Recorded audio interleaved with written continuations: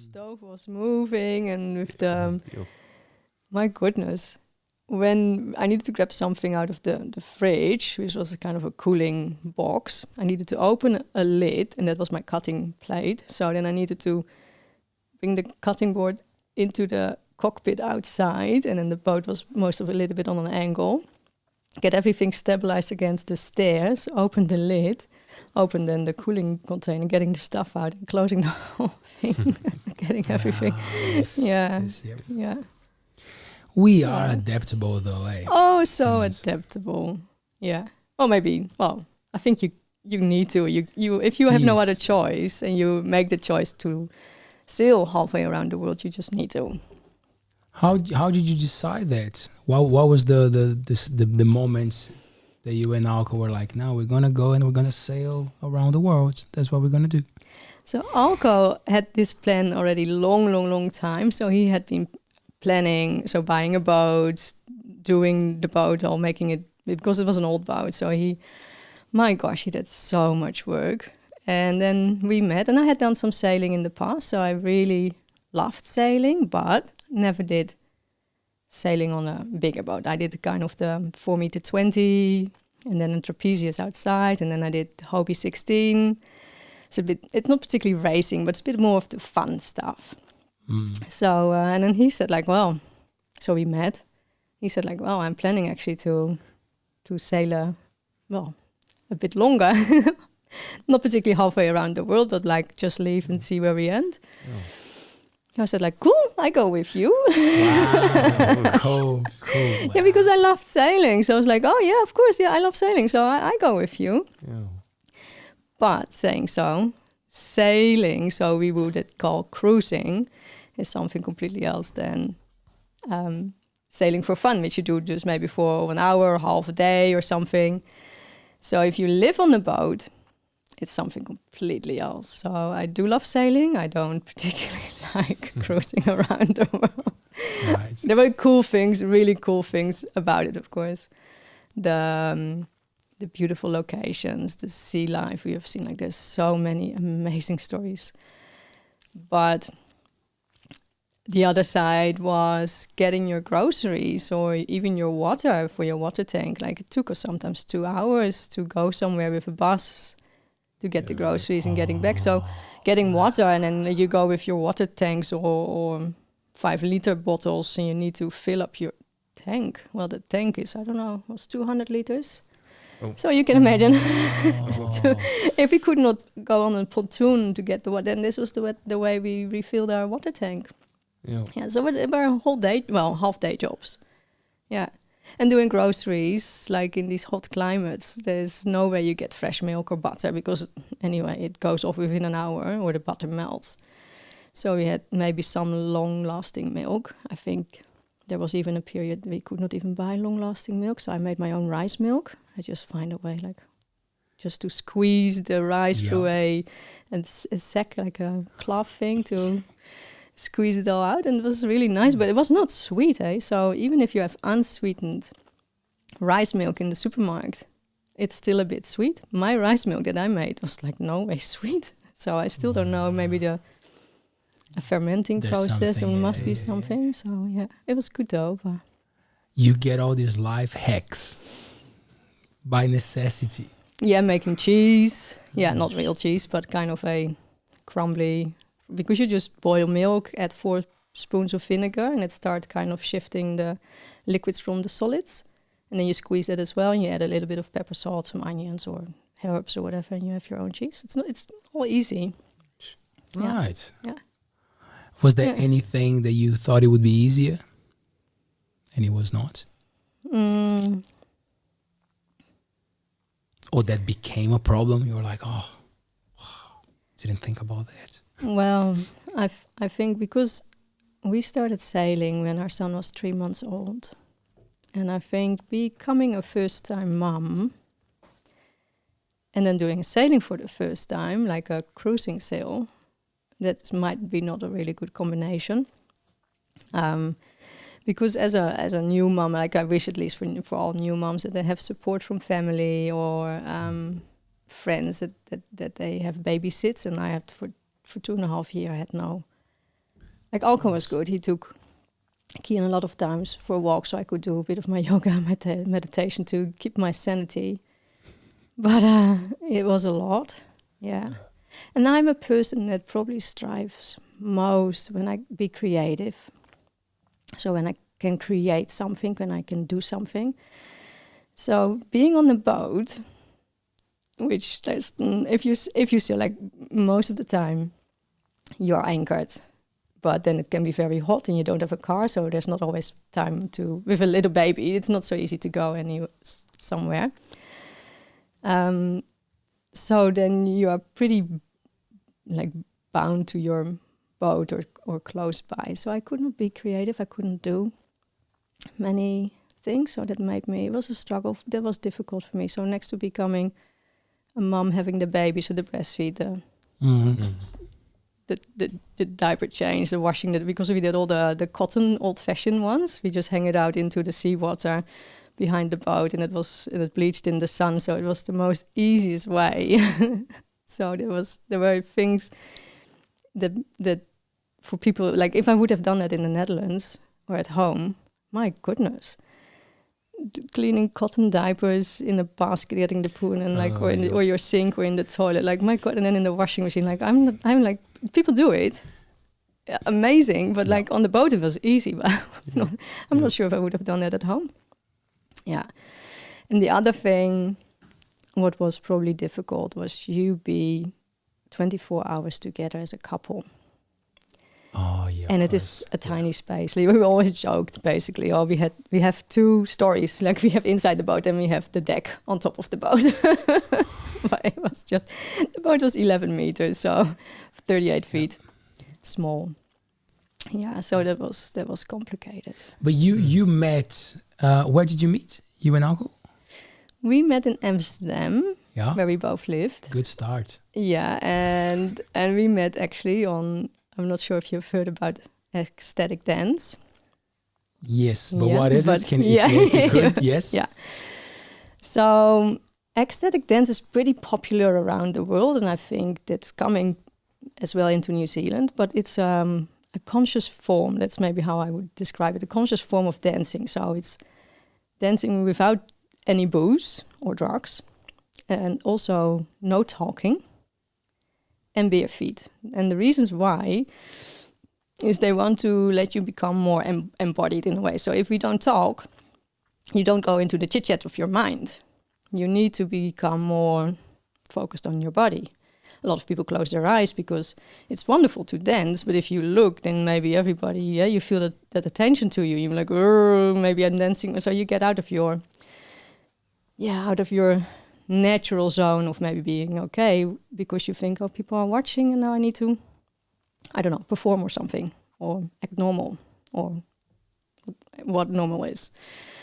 So bare feet, because it's grounding, it's having that connection more that you feel, they call it grounded.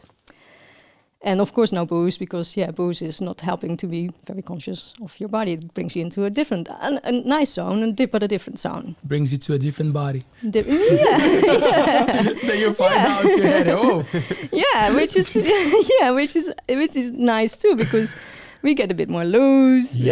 So we get as well. It helps us to get out of our behaving normal. Well, at least a little. We become a bit more easygoing. Yep. So anyway, I did it for 2 times in the week. So it was early Sunday morning. It was dancing for almost 3 hours or something. So that was from 9:30 till 1-ish kind of. Wow. And it was on Tuesday evening, so just during the week. But then it started at 7:30 till 10, 11 or something. And then Alko was there as well, and he always says, you passed, and he just knew, that's a yes, and he just kept on dancing. And then I was talking with a friend, and he offered some chocolate, and he said like, do you not? Thank you, but do you not want to have a chat then and sit with us? He said like, no, I go home. Strike one. Playing the cool guy. Playing the cool guy, Alko, eh? Yeah. Yeah. And then we had like a super long edition. I think that was for 5 hours or something. And then in in the break or something, he was just tired. He just couldn't talk. He was out of breath. 4 hours dancing. 4 hours dancing, yeah. Well, the cool thing is of course you don't have to dance for 4 hours. It's not of course, yeah. So, but if you sit, because there's almost 200 people on a Tuesday evening. Wow. Sunday mornings maybe a little less, but still 150. Yeah, big community. So not everybody from Amsterdam, but yes, yeah. It's cool because people might not know, but the Netherlands is 5 times smaller than New Zealand. But we have 17 million people now. Yep. So we're crowded. 70 or 17? No, 17. 17, yeah. 17. Wow. Yeah. So if you look most of the time on the maps, then the whole Netherlands is a red dot. Like normally the big, the capitals are having red dots because of the population, but the Netherlands is all red. Yeah. And you got something with the islands, right? Different parts of. Is that right? Like, am I saying right? Of like there are parts of the country that are actually not joined together. Is that right? By land or not? Am I going wrong? We have islands on the top. 5 or 6. Right, yes. Oh, bad. It's something that I remember. I don't know much at all. I don't want to sound like I know, but I do remember that, having that. Yeah. Is it like touristic places or people? Or it's just like neighborhoods, like people live there. It's just no. You need to by boat. You can get there. So Dutch people will go there maybe on holiday. I think German and maybe Belgium, because German has also some islands. They continue Germany, so. I think some of the German people will visit the islands as well, but not a big. It's not compared to New Zealand. Recently, my son and I went back to the Netherlands, and my son, he's 8 now, and he saw the ocean in the Netherlands, and he said like, oh yeah. So he wrote to his teacher, the ocean or the sea is brown in the Netherlands. Which is true. It's not a beautiful color. Not cool. Yeah. Right. Have you been up Europe or something? No, never been to any Europe. No. Yeah, I haven't either. It's taking time. Yeah. It would be great though. I look forward to. Yeah. So I guess you covered quite a lot with the sailing, just by because 2.5 years. Yeah, we sailed from the Netherlands down on the European coast. So Belgium, England, France, then Spain, Portugal. So for you, that's that way. And then crossed the ocean. Well, first to Porto Santo and Madeira, two little islands in front of Morocco, but they're still Spanish. And then we did the Atlantic crossing from there all the way to the Caribbean. So in the Caribbean, we did not that much. People generally stay there longer, but we, I think we just needed to go for the hurricane season. So we only did Guadeloupe, which was amazing. What was amazing for me was that I experienced abundance. There was so much fruit. There were just mangoes, piles along the street, like one or the other and the other. And bananas and pineapples. It was just... That's Guadeloupe. Guadeloupe. And then we went to Dominica, which is very poor, but there was the same. People were eating mangoes the whole day because there was plenty of it. So I was like, my gosh, there's just abundance. There's just there's enough food or fruit at least. There's just so much. Because they could not finish it. It was just rotting. So that was interesting to see so much of something that you really feel like, man, it's nature just providing. How much is a mango in the Netherlands? Quite expensive. It can be at the wrong time, right? Quite expensive. Oh yeah, probably on the I'm not sure what it will be now. I think mangoes here are $9 or $9. It's ridiculous. Yeah, I think So euro you need to divide through half a little bit more, but so will be €5, €6, I suppose. So it's gone up everywhere. And we left we left 8 years ago, so it's a long time. Yes. So I'm not really up on track on prices. Yeah, I mean, Yeah. like it in some places around the world, it's a novelty to have fruit. Nowadays, with the way that things are growing so fast, it's actually the norm, which is weird. You go to the supermarkets and you see the same variety, you see the same fruits throughout the year, which doesn't make much sense, right? Because there's no seasonal. But it's still, just to have access to that, it gets very expensive. Well, I found it interesting because in the Netherlands the avocados were always the same price, and then you come into New Zealand and they're cheap, and then they're pretty expensive, and you think like, but this is the land of the avocados. Why do we have them all the time same price? But here it's a seasonal thing. Yes. Yeah, and we in the Netherlands, like everything is just there all the time. There's a documentary, I forgot the name. I think it's from that DW, the German channel, and they show an area in Chile where used to be like a forest, and then now it's like a desert, but there's like this square, like this big area, but all protected by security and guns where they're growing avocado. So like it's explaining how dodgy it became for the industry to thrive. They changed the water supplies and all that stuff to grow the avocado there, but they obviously ruined a whole community. Yeah, that's dumb. Yeah, but again, the demand Yeah. by some countries of having it all the time throughout the year, they have to keep up with that. Yeah. Very dumb. Yeah. Is, but there's the abundance thing that you're saying, and then you go to other countries and it's just Brazil is like that. That sounds gangster. I want to go to a mango street. Yeah. And it might have been the Yeah. season, because they have climate differences. I suppose they have a summer and a winter, although it will be always warm. Yeah. Nice. Before that, you were telling us the challenges of being in a boat with your partner for so long. Yeah. That's why we started talking about the space and everything. So how was the mental preparation? Like, how were you preparing for this? Like, going to places, new places, did it help? The fact that it was always fresh and you were experiencing new things, or there was a challenge in sharing that space emotionally? And No, I think in that sense, Alco has always been more prepared in the sense of, he had this dream, so he'd been following other blogs of sailors, while I, it went all so fast, because we were together and within 4 months I was pregnant, which we planned, but it's not a very stable thing probably for your relations to be so quickly pregnant instead of having like a bit more stable relationship.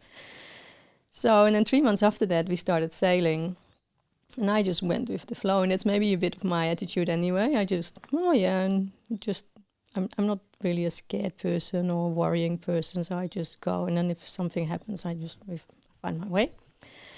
But so there were not particular places that I wanted to visit, so I think for me it was all about the baby thing and kind of getting my way in that. Also because, so I had quit my job, my company in the Netherlands, kind of a little year before we started sailing, because of I was a filmmaker. Was doing a long big project, like a whole platform, and then after 7 years I slowly figured out I just noticed I was coming into a burnout, and that made me decide from one day or the other, well, not really, from one day or the other, to stop and to quit the whole company. how old were you at the time? Roughly, like 30, I think. 30. Oh, maybe 32. Yeah. And I was in training with a Taoist teacher, which will be a story maybe we come back on later. And she asked me the question, after really being quite a few years with her in training, so a lot of inquiry work, but she asked me the question, she said, okay, can you write down for me for next week what it is that makes you happy, you find joy? So when I took that sentence with me, and the first thing I wrote down is like, well, one thing is for sure, what makes me not happy is doing my work, my company. I was like, ooh, if I show this back to her, I know how she will be responsive, because she was just, she would cut through everything. So this was, even for me, it was just too easy to see, like, oh, I might either need to change something, but I felt like, okay, I just need to stop. So I stopped. I didn't know what else to do or what else I needed or wanted to do. I had a feeling a little bit, because the Taoism training had brought me more closer to myself, made clear things that didn't work out kind of for me, but I had nothing new. So people said like, oh, that's pretty brave. You just dive into the deep end with not knowing where to go. So the whole sailing was as well part of kind of figuring out what I wanted to do. It was as well for Alka. Alka was really also wanted to come. He wanted to kind of step out of the paycheck system. You need to go to your work because you need to pay the rent or whatever. And he didn't want to live that way. But still, then even on a boat and you're struggling financially because there's no income. So it's still a subject kind of. But and during that sailing, I made a decision, like I wanted to teach. I was doing yoga and Qi Gong, so I was like, hey, like let's see if I can start evolving in those parts, but figuring as well out like Qi Gong is, well, 10 years ago it was not that commonly known. There was maybe here and there a bit of a teacher, but not much. So I figured out like, okay, let's start with a yoga teacher's training, which I did when we arrived here, like within a couple of weeks already. And the other thing that I tried to do was going to the traditional Chinese medicine in Auckland, but like we lived in Hamilton with Alko's sister because they're Dutch, but their parents immigrated to New Zealand, so we could stay at her place because we had no work visa, nothing. And I was like, how am I going to do that? I have a little boy, 2.5 years. I cannot study for 4 or 5 days in Auckland, and Alko is working, like so that didn't work. Yeah, so from there I did the yoga and then rolled into doing massage, and from there I started sensing things in people's body, and just things happened. And after a couple of years I was like, oh, I might need some bit more guidance of what's going on internally and around a person's body. And then so by experiencing it within yourself, with your own body, it sparked some interest into that feeling to other people's as well. Yeah, absolutely.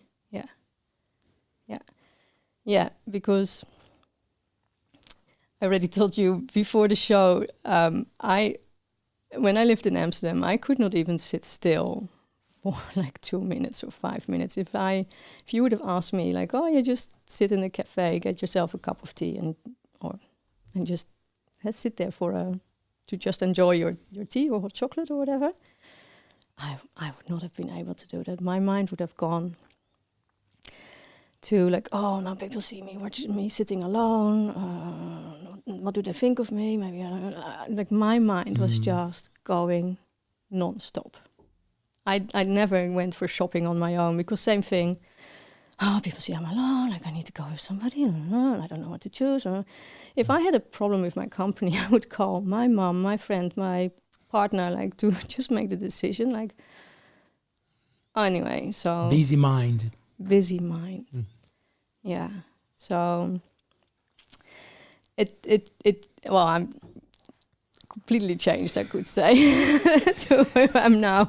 We're tapping into that cool realm now of when things started to change for you, and then like how you became a professional into those realms. Before we dive deep there, I'm just curious about the martial arts thing, because a lot of people will find that space, that serenity in the martial arts, right? So when was that experience for you, like in your timeline, and how things started to get together? Yeah. I started going to Jiu-Jitsu, Japanese Jiu-Jitsu, when the age of 14 with a girlfriend, basically for self-defense. But the cool thing, I think, was when you enter the dojo, that's the place where you do your training, that's called the dojo, you do your bow. You just do a bow you respect to enter a space where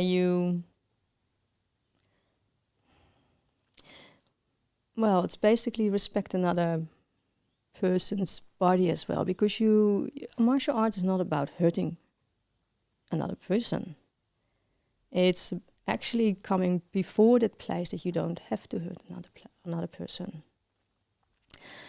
So although this was all not taught or said, just that only that bow when you enter, the bow before you start fighting to greet your opponent, and when you finish you do that, and when you leave the room, I don't know, I love that little moment. And I had just 14 years, so I had no idea whatsoever about whatever meditation, spiritual, nothing. Mm-hmm.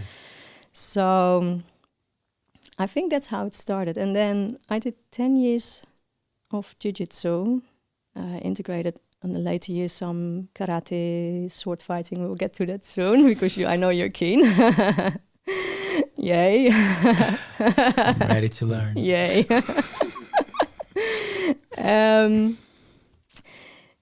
So in when I started to lead up to needed to go to black belt exam, so maybe as still an insecure girl, I was going you need to have your fighting stance. Mm-hmm. And then there was this moment oh, hang on, what are you going to do? And then I know how to respond. And of course the teacher said no, black belt can't do that. Now you're just you don't think, you just act. You sense it. Yeah. So I needed to train for half year. I was training every day anyway. You can being addicted to body workouts, doing that every day. Then that one day that I didn't do any fighting, I was just I need to do something. Really interesting. Yeah.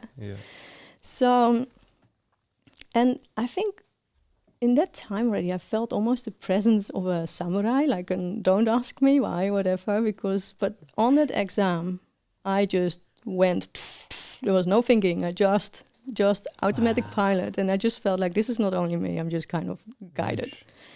Yeah. No idea if that's true or not, but it went well, so that was cool.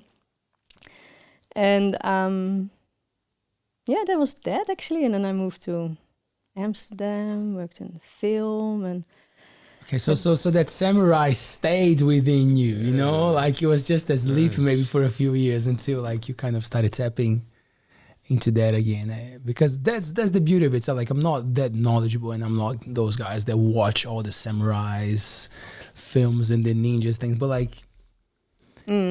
apart from the Tarantino parts that goes crazy, a lot of those movies are about the movement, the nature around them, around them. There's this beautiful thing about being the space, being a part of it. It's all fluid and nicely, it looks nice. So I always understood that in Brazil there was a misconception, because when Jiu-Jitsu became a big thing, very popular and stuff, we had the pit boys that they would call it, which was the big guys with the pit bulls who could fight, who could do the jiu-jitsu and get into fights, so when you're young and you're trying to understand it can give you a different idea of the sport, oh, it doesn't look cool. Or it does if you get into it, but if you're not, you see it as something bad. You're oh, so you learn that to fight in the streets, you learn that to fight in the bars. And then you do that interesting process that we do so much in our societies nowadays, which is unlearning things, right? Mm-hmm. And then you start to see from a different perspective. So when you tap into it, when you start practicing, that's beautiful, because that you're already understanding that. It's your body guiding you through things, right? Yeah, and it also gives you kind of an inner trust or something. It does definitely strengthen, because you get more secure, kind of. You just know, if your reflexes working, you just know what to do. So it lifts you absolutely up. So in that sense, just the martial art, practicing martial fighting, like it's actually, I think, a good thing for children, not only because of that they learn to fight, because it's, again, like I said, it's not about that. But like just to be more confident, because if you know how to punch somebody, it's not only, although we don't do full contact, it's still you be explained, like if you hit from above here, you will break the bone and it might shoot internally and that will cause like so much damage. That's very dangerous. So you're not allowed to do those things on the street. The cool thing here... From up, you mean? Mm-hmm. From up, yeah. Yeah. So it's not from here, it's the up, down angle. But hey, people that are in the army or whatever, they know probably way more than I. But the cool thing here in Whitianga, we have, of course, the Brazilian Jiu-Jitsu taught in the gym. And in the town hall, we have Taodo with Tony, and he is doing a combination of karate, Japanese Jiu-Jitsu. There's some kickboxing. They do really cool stuff, actually. And there's a mixed group of adults and children. And the guy, so Tony is telling the children as well, and us as well, legally on the street, if you know how to fight and somebody's provoking, if you would attack, even if he comes to you, you are the one that are being put into prison or whatever, because you're not allowed to. The second time, not either. So only the third time, that's when you can respond, because you know if you have because there's some kicks are pretty lethal. So they explain like you should know better because you know. You're carrying a weapon with you. You're carrying a weapon. You're carrying some power. Yeah, you do. Yeah, but man, like there's two of those one is I think second Dan and he's 20 something, and the other guy is only 16. He just got his black belt. Wow. And man, if you see them doing the karate and the circling turns, spins, it goes so fast. Like my gosh, I've only done a little bit of karate, so way more jiu-jitsu. But that karate, whoa, I would not like to stand up across those guys. No, it goes so fast, you have no idea what happens to you. They're moving. Yeah. You into it as well, bro? I like to watch. I've occasionally thought about practicing more. Yeah, but do you have any martial arts that you practice or that you? No. I briefly did MMA. I tried Kaido, the sword. I tried some sword thing at uni. Tried some other stuff. Yeah, haven't stuck to anything. Yeah. So you felt so confident that you were like, you know what? I can go for a sword now. Yeah, I don't know. Where was that? I think it was in one of the other cities in Breda, so in the Netherlands where I was studying. And there was sort of, I don't know, I needed to graduate for my film academy, and I wanted to make a feature film. I was actually studying documentary on that particular school, was more documentary based, but I wanted to do a feature, so the teachers were a bit against me, but anyway, I just pushed through. So, and I wanted to do martial arts and sword fighting. So I don't remember if I first started to do sword fighting and then came up with the sword fighting in the movie or the other way around.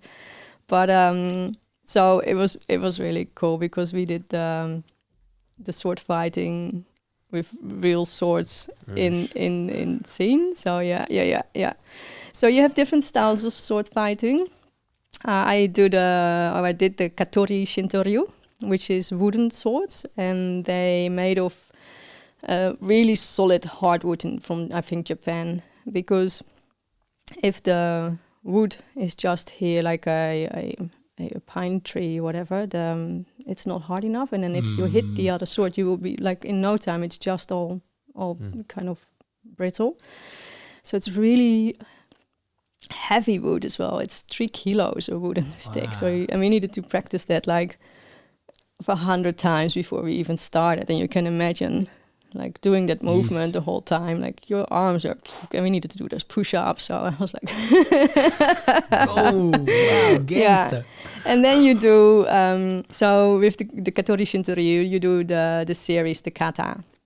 So there's always, this is how you start, for example, and this is then the way of the different moves you're doing. And you practice both sides, and then you have the ones with the long stick, the long bow. So that's really cool movement through the arms sliding. You have the staff, the one with the long stick with the sickle kind of, with its sharp. So with all these different series. Yeah, if you look it up on YouTube, it's beautiful to see those Japanese martial arts kind of guys with the long skirts kind of, hey, to do that work. Yeah. What inspired you? What movies were you watching that you felt like you wanted to do one? What? Now the cool thing that Tarantino, that movie, was not finished. So he was working on that movie for more than 7 years. So he saw your movie No, first. no. I was after him, but that movie was not finished when I started. So must have been in the air, because there was also a Japanese movie released in the same year. So it was all about sword fighting in that year, Nice. apparently. Yeah. It was a cool time. But like It in this, looks cool. Yeah. Just to be able to know the movements, like to know what to do with a sword. You're like, whoa, okay. Yes, Yeah. sir. Because when I went to Japan, that was something that called my attention, like the care for those knives, like those beautiful small spaces, like it's so meticulous, like they're giving so much attention for every knife, every sword, everything, like so much care. And I'm like, wow, that's why it looks so cool, because it carries someone's energy, devotion, like that's the beautiful thing about Japan overall. Everything has care, like things are detailed and beautiful. But when it's something that lethal, as you said, as potent, wow. Yeah, I think they give their swords names as well, and yeah. There's something we did a short film here. It was an ad, but like kind of like a short film with a Maori warrior. What's the name of the Taiaha. the taya Taiaha. taiaha Ah. taiaha? And I was just being polite. I asked the guy, I was like, oh, would you like me to put in the car or something? And the sailor is like, do you really think he's going to let go of his tie? Like it's his thing, like he protects it and we protect him, like just that feeling of like, no, I'm not letting this go anywhere. Like I brought it with me and it's here with me and it's going to go with me. And I'm like, yeah, of course, but like, just like the thing of being a part of him. Yep. I was like, it's gangster culture, right? Sick. Yeah. Oh. It's definitely a culture thing of being really respectful or honoring certain things. And I think Maori culture as well, like with the karakiyas, just showing that respect. It's just that moment, just to step back, having a moment to just like, instead you dig in, don't wait. I think what the Kiwi kids are grown up with. Just, hey, can we step back? Can we honor what we're doing? Can we honor the sewing process, the cooking process? There's many things. So maybe in a way, I don't know much about the Japanese culture either, but there might be in that way similarities. How was that for you, man? Like the thing with embracing the tradition and the culture, because when you were a kid, I guess you were exposed to it as well. Like, would it be a thing at home? The karakia, We grew up in a Christian household. So remember that. That's right. Yeah. That's so right. We would pray for. We didn't actually do it heaps at home, but definitely around we would pray for meals and I think it does a lot to sort of take our guys off the immediate consumption like we were talking about earlier, and sort of remember to be thankful and to have that gratitude, which can fill us up in things, Yes. and then definitely in Te Ao Māori, understanding where things come from. It's not from us as people, it's given to us. Yeah. Yeah. Yeah. That's beautiful. Giving to us, be thankful for what's coming. Yeah, and people in our society like to be, or some people are learning to be more grateful. And they try to build in more moments in the day to be grateful for the things they have. But if you almost been brought up with it in your daily routine, then it just is natural. Although I have to say, so my mom sent me to the Rudolf Steiner school, which is the philosophy of Rudolf Steiner, which he has really feel beautiful view of life as well, having that respect or like being aware. I can tell and I give many examples, but so mom always did not a prayer before dinner, but it was more like something we have to. And the soon if you have to, it's not coming from the heart or from the gratitude feeling. So I'm not sure how that is in religious culture, because it must have been for some kids as well. I'm not sure, maybe you can tell a bit about that. Like, was it for you something that really came from your heart or from the, Yeah, I think because my parents were so relaxed with it, we were all pretty relaxed with it. It was just, a thing of faith rather than of religion. Yeah. Oh, for mom, it must have been for sure, but as a child, I do appreciate it, but it sometimes was a bit like, oh, I needed to hold hands, I needed to. It was the same for me. It passed as a habit. Yeah, it's something I do. For us, it was before going to bed, so we would do like the Holy Father. Is that the whole? The prayers. I don't know that in English. I should know. Yeah, Holy Father. The Holy Father. I think so. How do you say it? Like when you say the name of the Holy Father. And yes, and then Virgin Mary's as well. Like we have this. Yeah. Anyway, in Portuguese, it's just like a very traditional like part that you repeat, kind of like a chant. And we would do that like every night. Like so, it becomes quite natural. It's just what you do to go to bed. And something interesting as well that I think I mentioned in one of the shows, and I couldn't even remember because it was so ingrained, was every time that we would walk past a church, you would do the sign, the cross. You would always do that. But I picked that up in Japan as well. People bowing for the temples, stuff. But like how automatic it becomes. As soon as you spot the church. You do that, and it's interesting what you're saying. At what extent it is actually because you're doing it because you're meant to, or because it's just what you were told to. You were always copying mom and dad. Yeah. So religion has some interesting intricacies there along the way. Yeah. You don't hold it any belief like for now, like when you say energy, because I feel like a lot of people mix those things up. Of like a spirituality thing with energy. Yeah, it's interesting. I would not call myself an atheist because I believe in so many things, but I'm not religious.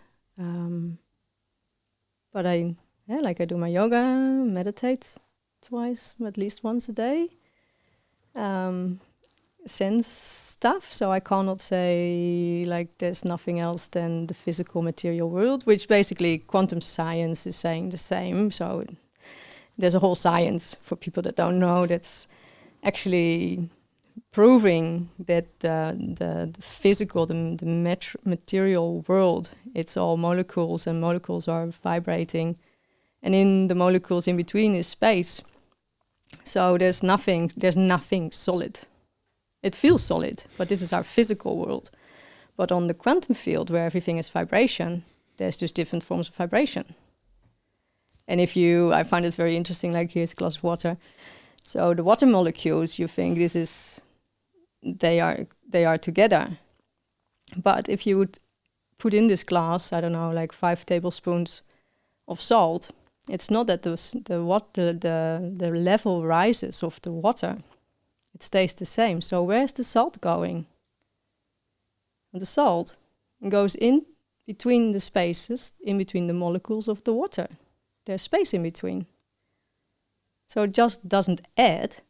It absorbs. Well, it just it joins. Yeah, it becomes a thing. Yeah. Even doesn't join. It goes in between. Well, anyway, so it's really, that's the quantum physics. So we can say we only believe what we see, and that's fine. But it's the visual world.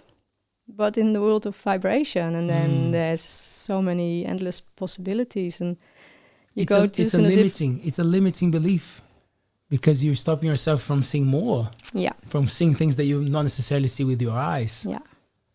And that's fine, because if you don't have the experience with anything beyond that, how would you know?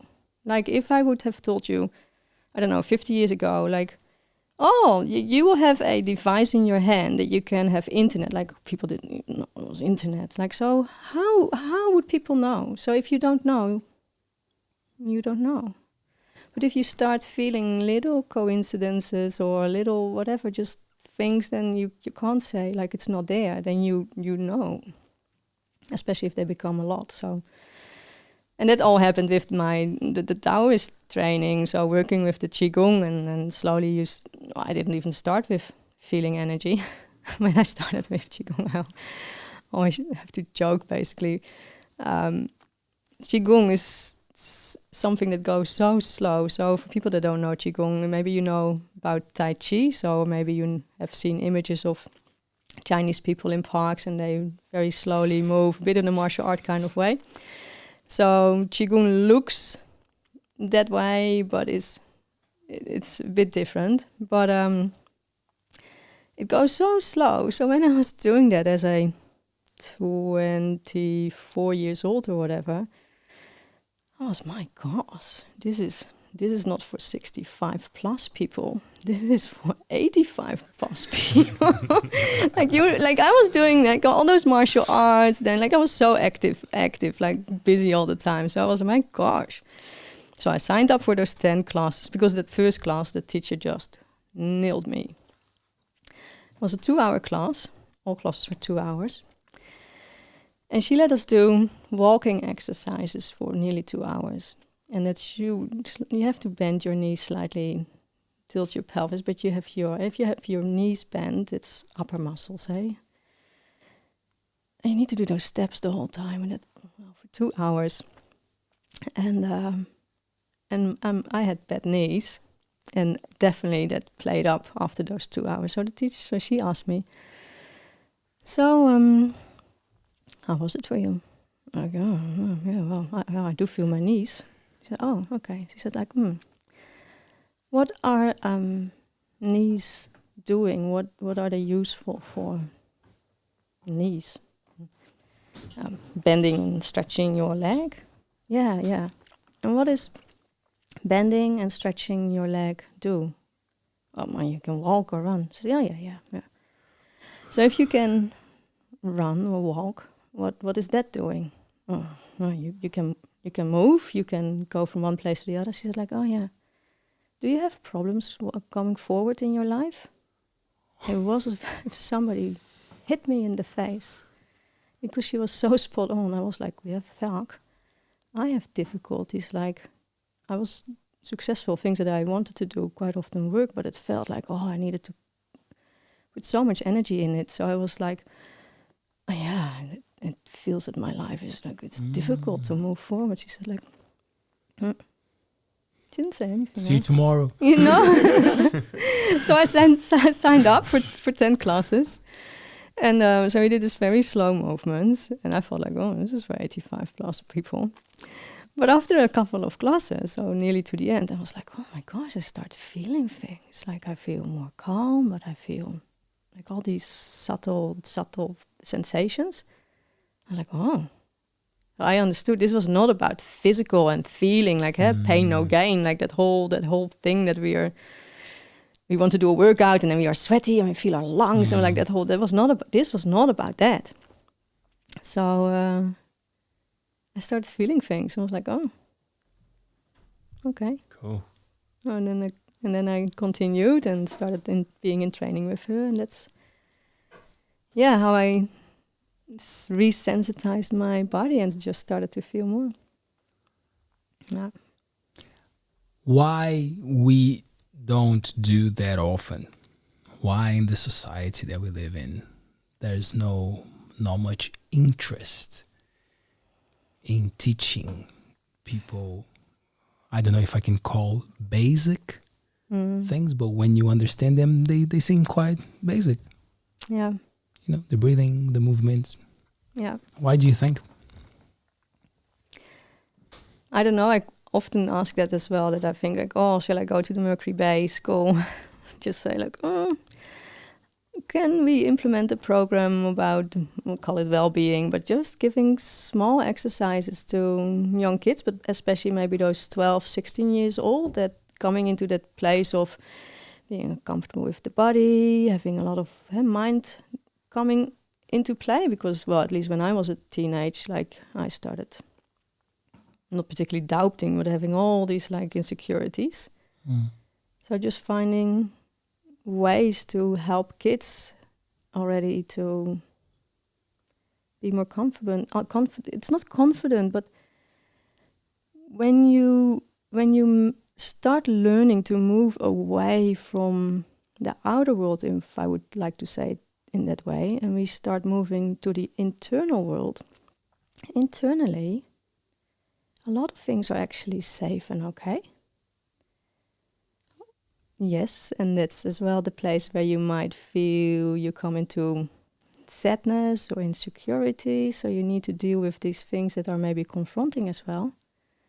But if we learn to hold these emotions, and I quite often explain to, for example, my yoga students, if a child is crying, you don't say to the child like, I don't have time, just go to the door. Some parents maybe do sometimes, and sometimes that's you don't have the time, but generally the only thing that the child wants is to be held on your lap, being acknowledged in its pain because it just banged its nose. It wants to be held and acknowledged. So if you learn to sit with any discomfort in yourself, to hold that emotion or that pain and welcome that, that's all that your body is actually wanting. And it sounds simple if I say it like this, but I can guarantee you if you're doing it, it can be, for some people it can be, and for me it was as well, very overwhelming, because if you're going to see things in yourself or emotions in yourself that you rather suppresses, then it's a big journey to actually say like, okay, I'm not going to suppress them anymore, I'm going to be with it. So yoga is an easy way to help people to learn with discomfort in their body, because a yoga pose, quite often if you start, can be uncomfortable. We always say like, you don't have to go really deeply into it, come a little bit more out of it, but that discomfort is helping you to be with discomfort. And that's a path to learn to be with discomfort and emotional or any other things. And of course, the easiest way is when you come home, and I'm doing that as well, like, and you be tired, just go in your phone. It's not really helping to watch Facebook for me, or TikTok or Instagram, because generally it's actually showing you what the outer world again is doing. So it's confronting you maybe what you need to do more. So it's actually making the problem worse. Yep. But we haven't learned to like, oh, actually I'm here not listening to myself. I actually need to put it away. Sit still, close my eyes maybe, and actually, how do I feel? And that answer would not come. So you might ask again, how do I feel? Bit nervous maybe, or like lots of mind. Okay, how do I feel? I feel my breathing on my heart. How do I feel? Oh my gosh, actually I'm so tired. Or actually maybe I want to just punch that guy because of that whatever happened on work or whatever. Oh, it was not nice that guy was saying to me.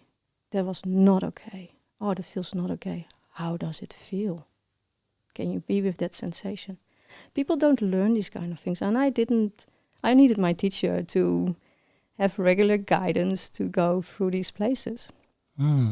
With a whole more other things we did, but yeah, are there, like what you're saying is important, but like it, and of course it takes time. We don't want to sort that out in a podcast, but like an initial thing, like how is that? Is the writing a way of doing it? Like what worked for you, or what do you think could be like a helpful way to just get things started? Because I do the same, even like spending time doing yoga, you know, and learning things by living by myself and having those conversations. Sometimes I get caught up, you know, like, and I realize it's an everyday thing. But when you have the tools, you have your toolbox, so you can go and find them. Sometimes it's a bit harder to find them, but you know that they're there.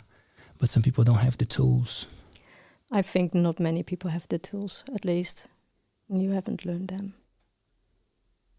So, and if you haven't learned them from your parents because they didn't know, like, so, and you don't learn them at school, like, how are you supposed to learn these things? Well, maybe going to a yoga class, which is not a gym yoga class, because a fitness gym yoga class is an exercise, physical part of yoga, which is good because it brings you into contact with how your body feels. But then we have with yoga all these subtle layers, like how you move very slow, what do you notice, and with your breathing, or like how do you feel. So my yoga classes will guide you in that way. But writing is something that is very helpful for people. They just have a diary, and like it's the intuitive writing. So you kind of shut down your thinking mind, and you just write whatever comes up in your mind. So it might be incoherent. There's no structure. No, because nobody has to read it. You just actually telling your story to yourself. So I know that's helping for people. I think for me it was definitely the conscious dancing as well, because when you start dancing in a conscious way, you be also only with yourself, and it's a fun way. Well, if you love dancing, it's a fun way of doing it. So it's not being so problematic, but because you, it's not only house or dance music. It's with aesthetic dance. Or I have to say, New Zealand is a little bit different. So in the Netherlands, we have a more variety in the music. So there can be classical music in there, can be didgeridoo kind of things, or Bob Marley kind of things, reggae, or even like, what is it called? You all walk in a row with the hands on top of the other, like what they do on weddings, or the little trains, like people start joining at the back. Yeah. So it can be that the DJ, just because they feel a bit of the vibe in the room, and then people sometimes go so kind of loose and crazy. So he just chucks in music like that, and then people will like, oh yeah, kiki. And I often say, if I need to explain it to people, it's almost like adults becoming kids again. Because really, people with aesthetic dance, they can crawl over the floor. In Amsterdam, we had people like, they start dancing together, just shoulder against shoulder, and they do a bit of the exercise in beginning of beginning of the dance to get you out of your comfort zone. So think of an exercise that they say like, okay, you are with 200 people in a room, which is maybe twice this size, but still 200 people, it's full. So not crowded full, but it's full. So they ask you to just only run or walk maybe first in straight lines, so forward, backwards, sideways. Doesn't matter what you choose. And then they're going to ask you to speed up. And because they have done grounding exercise in the beginning, people don't really bump into each other. We have had moments that the ceremony space holder kind of forgot to do the grounding. And then people are just going really into their excitement more, and then people bump into each other because they're not really in their body. But if people in their body, I don't know, it's interesting to see. They just move different. And then they ask you, okay, now start only twirling and circling. So instead of straight lines, now start making the most whatever twirly, curly, winding movement that you can. And then they might ask you, or in a different setup, they ask you maybe, okay, now I'll go onto the ground, and you need to again go in one or two directions. But if you bump into somebody else, just see how you can navigate to pass each other. So that might be over or under or passing. So they kind of try to get you out of your comfort zone, because these are things that you don't do in daily life. You don't. Well, don't think so, not on the streets at least. So this is a setup to get people in contact with themselves, but as well with another being. Like, how do you interact with somebody you don't know? So it's getting that conscious way of yourself and with others. So I think that's a fun way of exploring, like the inner world as well. Dance. Yeah. Yep. And then you have breath works, and there's actually, I think now in the area, quite some good breathwork practitioners. And what they do, they give you a breathing exercise that basically, I think, increases the oxygen in the body. And with that, you go into, I would say, like kind of supernatural state. So because of the amount of oxygen and oxygen that comes into the brain, you people get images through or just messages, whatever. So it's really interesting. So there's different forms of breathwork, so it maybe depends on who's doing it. But that's as well a way to come into contact. What's going on? Like if you get an image, it most of the time tells you something. And then of course I can say, come to my session of craniosacral therapy. There you go. Yes, we got there. We did get there. So we've known each other for a few years now, and then I knew that you were studying something new and interesting. I always got your vibe. I'm like, Roze, man, she's onto it. We need to have a chat on the show. And you were beautiful and straight up. You were like, I would love to do it, but the things that I'm doing, I want to know what I'm talking about. I want to understand better. And I respect so much people who do things like that, you know, like, because sometimes it's a no, because the person doesn't want to do it, or they just don't feel secure. Yeah. And I respect 100% that. But you were cool. You were like, I want to do it, but I need time. But not yet. Yeah. Here we are.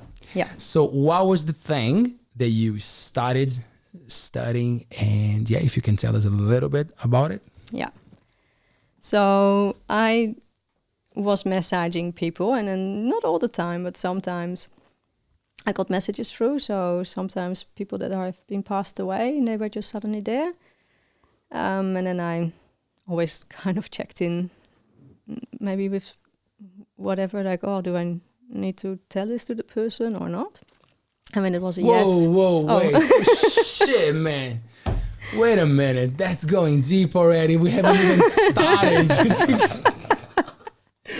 While you were massaging someone, you could feel a presence, but related to that person, or you were related with that person, yeah.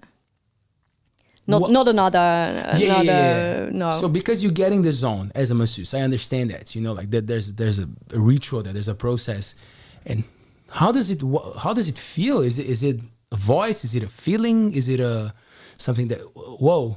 Cool. Okay. One thing at a time. Now I can imagine you have like heaps of questions, because if you don't have this, and like I'm saying, like I'm not a medium. I don't have this often at all. But so for me, it comes in an image, in a sensory thing. So I've never voices, but I know that other people that might have this, or that they might have voices, or so it can be an image, sensory. And for me, sensory is not like a sensory touch on but more like a sensation of something is there. So maybe you could, if you would close your eyes and somebody would, there's cool exercises to do. So if you would be with a friend, you could say like, okay, I close my eyes and ask the person to kind of walk around you, and you might be able to actually sense where that person is. And this is not something that I only can do. Like a lot of people are actually able to do this, and it's cool if you do it the first time. And you say like, "Oh my goodness, I just know where you are, how far you are away, or on which side." So, and I see you nodding. Are you having that experience? Yeah, I get what you're talking about. Yeah, sensing. Yeah. Sure. So yeah, we even did in Amsterdam. I did a session. We were all blindfolded, and we needed to walk through a space, and you just knew when the wall was there or when another person was. Just like you couldn't see anything; it was black. But then it was more black, more solid or something. So you could just sense it. And yeah, that's also like when I was maybe in my 20s. So no experience, like no training whatsoever. So, and it's cool if you do those just exercises with a class somewhere, and you so you could do these things at school. I think kids generally are very sensitive, so kids will pick these things up. Yeah. Okay. Yeah. So for Cool. me, it's an image. Yeah. Right. Yeah. And then I checked sometimes in with the person, like, oh, I sense your grandmother. I'm sorry to say this, but it's a bit new for me as well. Wow. Your grandmother passed away. I'm like, yeah. She's very dear to me, and like, oh, she's here with you. She was so with you during this whole massage, and yeah, I did this a few times. So yeah, but that's not happening. That's really not happening often. But these things happen, and then I had with massage a client, and lady dropped her husband off, and she said like he's like things happened in life, and he's just not happy. I haven't seen him smile for a long time. So I was so strange. So I massage, and I always start and end my massage with the hands on the body. So I do a karakia, not in Maori language, but in my own head, so people don't really know it. But I always start with a karakia, and I end with that as well. And with this person, there was just real tingly heat, almost electric kind of vibration coming away from the heart. So I just started to kind of lift that up, move that away. And so when he saw his wife after the massage, she started actually crying because he had a smile on his face. So she was just so happy. She said like, I don't know what you have done by you. He is happy again. Like I can just tell, I can see it. So it's one of the things sometimes, like I have the person that's coming depressed and really heavy into the room and starts singing while walking out, and had contact with all our angels and whatever, and didn't know what happened either. And I said like, I don't know either, but she was singing going out. So these kind of things happened. And I had no training. My teacher, Taoist teacher, passed away when we sailed, or actually when we were in New Zealand. So there was no guidance anymore from her. So I was looking, and I was actually really looking in the Chinese Taoism kind of side, because that's where my whole journey started, and my interest of martial arts. Somewhere, in the past, that samurai maybe that guided me, and a Taoist teacher. So there was lots of that Chinese, Japanese kind of influence in my life. So I thought it needs to be Chinese medicine. Maybe I need to go to Tibet, Vietnam, kind of that area, to go with the monks and find a special teacher to really work with you have the Qi Gong doctors, so the energy doctors. So I was like, oh, I need to find one of those. And I got supported from a friend here, acupuncturist. So I had kind of my contact. And then I got a biodynamic craniosacral treatment from a friend. And I really needed to cry while I have done quite some processing in the past. So I was like, oh, okay, I thought I had done my batch, but apparently something still needs to come out. So I was fascinated. Because what cranial sacral work is, or the approach that we do, is the biodynamic, which is a bit different than the cranial sacral therapy, is we hold our hands still on the body. So we're not massaging, we're not moving, and we're not even moving with our mind. Because in my training, I had this lady as a practice client. We needed to do more than 150 practice clients. And she could just track in her body where I was with my mind. So I was like kind of sensing in her body, like, oh, is there something with her ankles, or maybe something in the head, or like so. And she could just like, oh yeah, now you're my left ankle, and like, oh, you know, you were in my tummy, and like, oh, hang on, this is not what we're supposed to do, because we are not fixing something in the body. What we try to do, or what we're doing, is what they call doing by non-doing. So we listen, so your body can start moving. And I will come to that, but your body is moving a lot. It's amazing. I didn't know this before I started this training. And with that movement, your body is just resolving the tension, the stagnation, the disease, what you're holding. And often diseases are related with emotional parts as well, which is difficult for people if you haven't heard about this concept. But a lot of holistic philosophies are working with the whole. So if you look at Ayurveda or the Chinese, traditional Chinese medicine, they don't, if you have pain on your ankle or your knee, they don't treat that place. Can be, but often they will treat other parts in the body. So they work with the whole of it. I'm not sure Maori healing must do the same. They will work, so they will often work with the energy blockages of things that's around and internally in the body. So all these indigenous or like older cultures, I'm not sure if it's particularly older, but like they work with this knowledge. So they had the Lumi, the Hawaiian traditions where my massage work comes from. It's not only one culture. It's so many cultures. So only the Western culture with the doctors, they don't do this philosophy, which is actually weird. The others are not weird. Yeah. But this is what we know. And we haven't learned anything else. We don't learn at school anything that... Well, you learn to respect their word as the last word. Yeah. That we learn for sure. You know, the politician, the doctor, the teacher...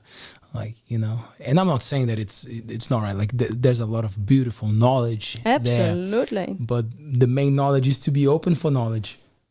Yeah. To other things, right? Yeah. Okay. Tell me more. I'm like, yeah.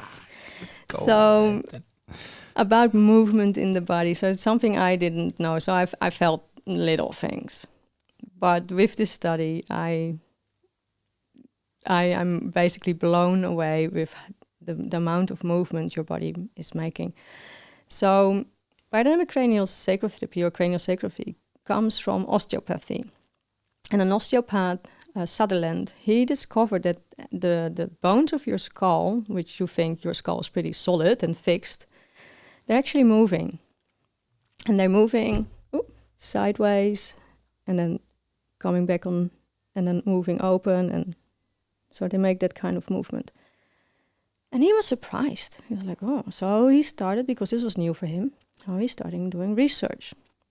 And if you have a dead person and you look at the skull, you can actually see that the sutus, so where the different bones connect, they have little lines, and these lines are in different ways with different people because of the movement the bones are continuously making. So they researched that as well.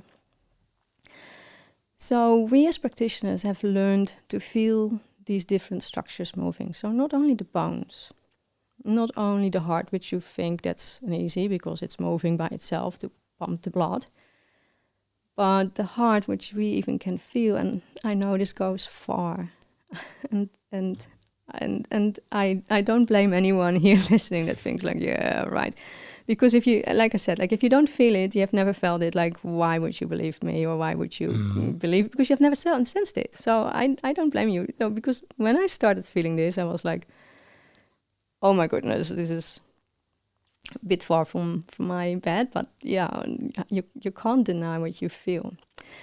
So we can feel how the structures in the body have developed from utero, from being an embryo. So, for example, the heart is two blood veins. I have to be very careful with my anatomy. And they made kind of a turn and they twinkled in. That's why the heart became a pump, because it's not 4 chambers, but they're beautiful, kind of funny shape. So we can feel, not particularly when we hold the heart or the chest cavity, but even when we hold the head or the feet, it could be that your heart is showing me like, oh, I had a difficulty with developing because of whatever happened with mom when you were in utero. I have people that have been born in war situations. So that was a pretty stressful situation. So I have had people born with forceps, and you can just feel, because the pattern, how the skull is moving is different with these people. Now, why is it important to feel the structures? So all structures have a what we call a primary respiration. So secondary respiration is your lungs. Primary respiration is how your cells have developed. So because the cells are breathing, they absorbing nutrients, expanding and expelling away, so they contracting. So your cells are doing this, and then they multiplying. So there's another movement. So these natural movement, the primary movement, that's how you be in perfect health. But often we are a bit constricted. It can be just by falls, it can be by you didn't get the cookie from your parents, and from there on you feel neglected, whatever. But it can be a thing of neglecting your life. That's sometimes how emotional patterns happen in our lives. They come from very early childhood. They don't have to be big ones, but they can be big ones, a loss or a car accident, and they leave an imprint, or shall I say, kind of a trauma in the body. So when we can support the body to come back to the primary respiration where perfect health is, it can move in its original way, and so can the blood flow, the energy flow, the lymphatics flows, the fluid flows can all move in a natural way. So there's no actual physical contact. No. That's why people are so skeptical about it, right? Because for people, and is it one of those things that you gotta be in the flow and be with you to work? No. No. So there is physical contact, but no movement contact. Right. Yeah, it's not a Reiki thing. So we do have contact. Yeah. It's a very light contact, but because I make contact, I can feel you. Yes. Yeah. If I go very loose, I'm going to feel more in your energetic space. So we want to be a little bit having contact to be with your structures. Yeah. And if you're not, if you're skeptical about it, probably you're not facilitating the healing process as well, right? Doesn't really matter. I do have noticed that you could say, like, some people are, more conscious about their body, and then it's easier for them to feel sensation. But people, like, I had the client the other day, and she said, like, oh, you're moving your hands. I said, like, no, I really don't move my hands, but I know what you mean, because it can feel that I'm moving my hand, that I'm doing this, or I'm doing this with my fingers, but I don't. It's your body doing that. So yeah. But it does happen that some people feel nothing, and what can happen is that if you speak about severe trauma, so when people are dissociated for their body, so I'm not sure if you know a little bit about trauma, but so when we go into fight and flight response, that's when the body goes into hyperactive. But if this has become a long-term thing, or when it comes to overwhelming, or when you're very young and these things happen, you kind of can dissociate. So what dissociation means is that you avoid your body. So it's weird to say, because of course you are in your body, but you're actually not really. Wow, it's yeah. And it's I'm with you.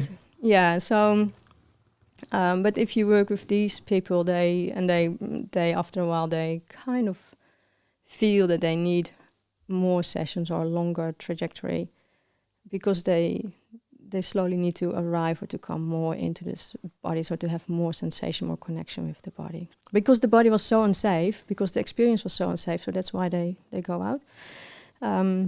If you look up trauma or dissociation,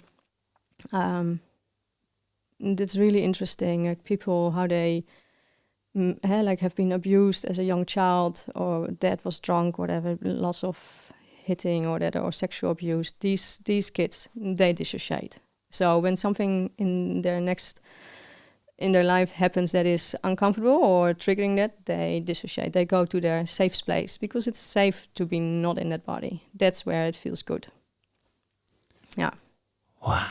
That's where big. That's big. It's very fresh. It's a very fresh conversation.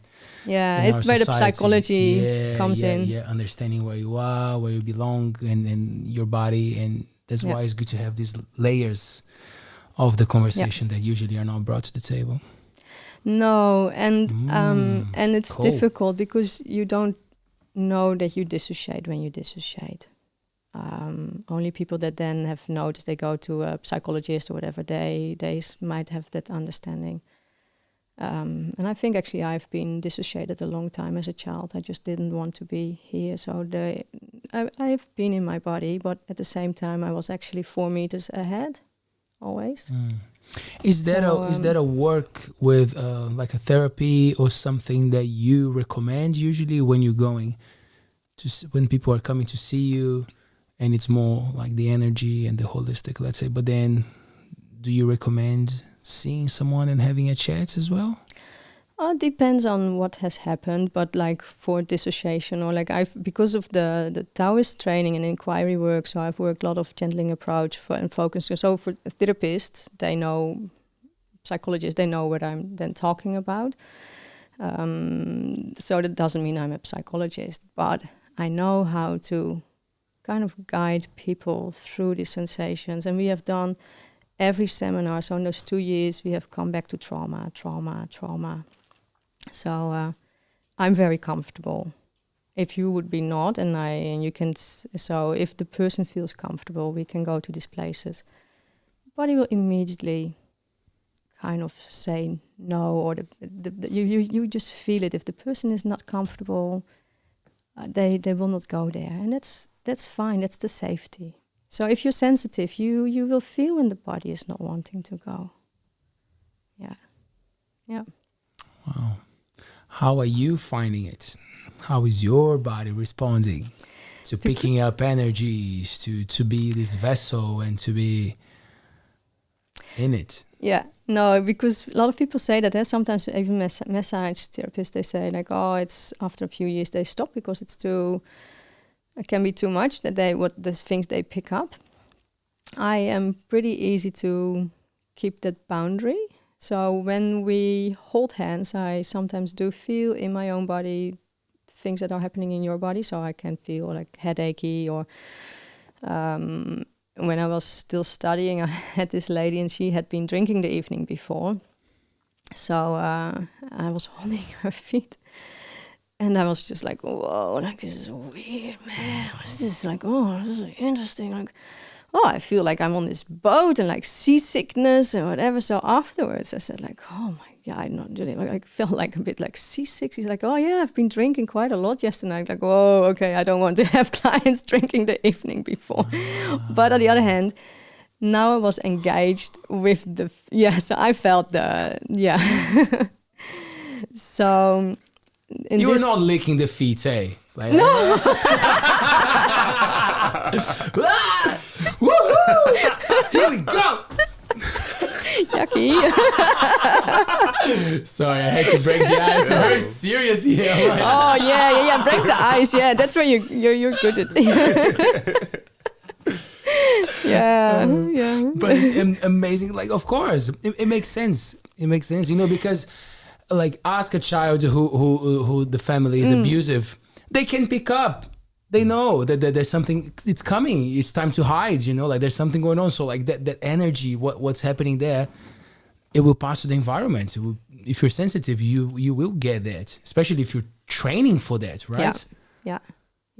But again, sorry to interrupt you. So is that ability to...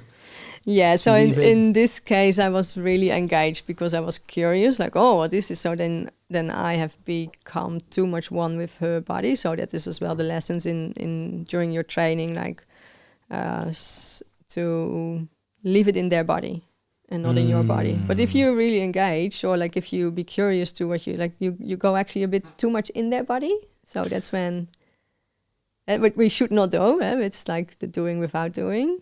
But so yeah, we're just learning things. And I guess a lot of people would do that unconsciously as well. You know, like you just trying to support someone, and then my sister is very sensitive. She says that she's like, I don't want to know. People come to tell me stuff and they open up because she's a lovely, kind person. And she dreams a lot about our grandmother who passed. When someone passes, like she's got these recurrent dreams and stuff, you know? So I'm like, I can tell that. I can see that you're a sensitive person. But she tells me, she's like, but I don't want to. You know, like people keep coming to me. So it's important when you are the one receiving it, also to understand, not just to help people, but also to help yourself, I guess. Yeah. Understand what you can do with that, right? Yeah. Yeah. And we had, of course, lots of discussions with our other students, and they, because people can struggle with it. But yeah, so there's ways, and the tutors are really saying like, place it back. Yeah. It's something you learn, but yeah, if it's difficult, and it's not for everyone, probably. Yeah. We have, speaking of breaking the ice, Leo comes with something. So we got people watching our show, obviously, because that's why we love the live streams. People get to engage and send questions. So we have Vanessa James. Kia ora, Vanessa. So she's saying, I would like to go to Tai Chi or Qi Gong. Do they run classes in Whitianga? And this is a very informative listening. Thank you. Do you know if there's anything going on around here? Yeah, so there's a few things actually going on. So I think in Kuatunu is somebody doing Qi Gong as well. Mm-hmm. In the town hall on Monday evening, Tony is doing the Tai Chi. Yes. There's a few other people doing Tai Chi as well. I'm not sure if it's the boating club or that there's another one of the clubs that's having lessons, but I don't know who the contact person is. Okay, but it is happening, eh? It is. It's quite a few. And then there are some retreats or workshops in Timoata. Timoata, yeah. There's a teacher doing it quite often. Yeah. And just occasionally, sometimes I'm doing some outdoor classes in summer, but not the last 2 years. I have been a bit too busy, but yeah. And we have Howie Gillespie. I hope I'm saying your name right. And he says, we do taiaha and rugby here in Aotearoa. Man, Logan, you were absorbing everything there, eh, man? Yeah, hard up. Sorry. Yeah. No, I love it. Have you had any experience similar to that? Like, do you like going like to getting a massage or something that deals with energy? Like, how is your experience with that realm? I've never had anyone else work with my energy, but it's definitely something I like to try to practice. Yeah. With my meditation, with especially like when I get injuries, I like to, I don't know that it helps, but I've read people that, like you were talking about, that primary respiration where the cells have like the perfect health. So I understand it is some sort of way to increase your healing and things. So I try. I haven't figured much out yet. Yeah. I think that's part of the path, isn't it? Mm. Right. We don't learn by knowing. It's actually a good question, eh? What can you do to help heal a wound yourself? So with the cranio, if I have something, sometimes I sit with it. But I'm just reflecting and thinking of if I could give an answer, because massaging or I think if you would ask a shiatsu therapist, or there's a few like of those there with pressure points, there's a lot of things to do. So maybe not me the right person to ask, but I think there's actually quite a few things you could do. Yeah. Cool. I'll keep exploring. Yeah. Is there any specific breathing technique that you're a big fan of that you recommend people to do? No. What I do with my yoga students is explaining that breathing is about relaxation, because diaphragm That's the big muscle that's initiating your breathing. And only when you relax that diaphragm, that's when you'll be able to get more oxygen in. Because the lungs, it's you can maybe compare them as to balloons, or like say it's like you can only get oxygen in there when you empty the balloon out first. So you can maybe suck in oxygen, making the balloon bigger and bigger, but at a certain moment, like there's not much range, so you first need to empty the lungs before getting a full breath in. So breathing is actually all about relaxation. So learning how to relax is the big one. And that's already difficult, I think, for a lot of people, because relaxation comes when we become still, and we take time to rest and become still. And I would almost bet that people have no idea how to come to a deeper state of relaxation if you haven't meditating or having come to for a cranial, because with the cranial we really work on the relaxation of the nervous system, and people really feel like that they drop so much further in the table, or there's so much tension things that they even know they're holding in the body. So again, if you don't know anything else, how would you know? So to learn to relax, we need as well some help. Well, to start with, meditating is maybe not something that easy, because I could not sit still for 5 minutes. So if you would have asked me as a teenager or a young adolescent to start meditating, I would say like, hell no. That's how? I cannot even sit still with a cup of tea or the chocolate. Especially when the prize or the recompensation or whatever, the compensation, like it's not, you cannot see it, you cannot tell, like, meditate and get a chocolate. No, like meditate and feel like everything is okay. And you're like, what does it mean? Exactly. For a lot of people, because we live in this way of like, I will get something out of this. Yeah. But the meditation is the opposite, right? Is just being content with being. Yeah. And it's a very cool subject to talk about, because we have, and people don't realize that, but we have a conditioning. We don't know, because this is our normal. Like how you are is your normal. So your opinions, your truth, what you think is the truth, is your truth. So when I started traveling and coming to New Zealand, for example, for me, going for an hour drive to have a cup of tea or coffee was normal. But here, to go 3-hour drive for a visit, I was like, man, that's another country in the Netherlands. then you stay for the weekend. So that was my truth, was like, everything is 10 minutes away. Your groceries, your school, whatever, it's all just 10 minutes away, your work. So, and visiting family and friends, that's maybe an hour, but if it's longer, you stay the night. Not here. So that was my truth. And then there were a lot of other things as well that I noticed, like, this is how I see the world, how I believe. And my partner is a good one. He always say like, yeah, Roze, that's maybe the I in you. It's your vision or but can you respect that other people's are different? I'm like, I know, but if everybody could be the same thinking as I, then we would have a great life. Everybody would have great life. If they only knew my truth. Which of course, like, so it's actually very arrogant. Very arrogant. But I think a lot of, I'm not sure, but at least I do think that way probably often. No, but I might have a tendency to have these thoughts, but I think a lot of people think like this is what is normal.